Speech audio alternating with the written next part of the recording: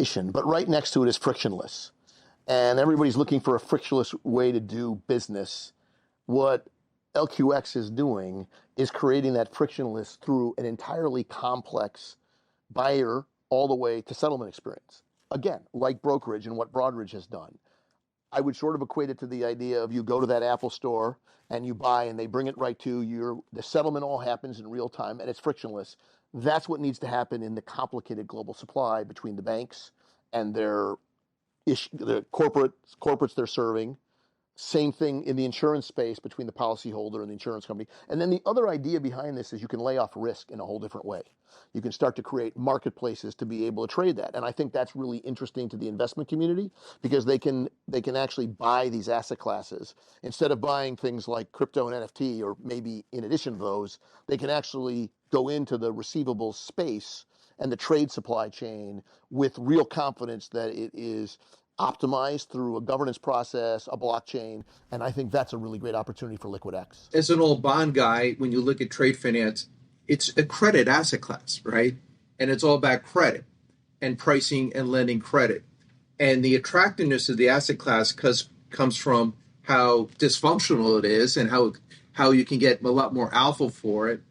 And so that's what attracts the largest asset managers in the world, the smartest hedge funds in the world, to this asset class because they see that.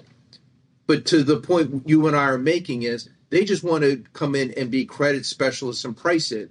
And they don't want to think about the operations, the KYC, the legal aspects. They want to be able to have a trusted partner to handle that continuum of activities, which we can do together. It's funny, as you talk about being an old bond guy, I started my career in a bank, and one of the first things I did in the training program was letters of credit.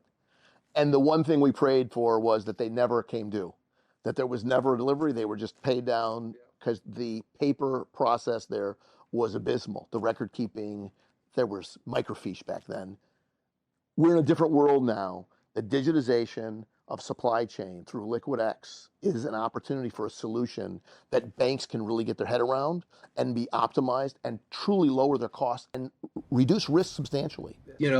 I mean, obviously these banks have been using and servicing this for years and years.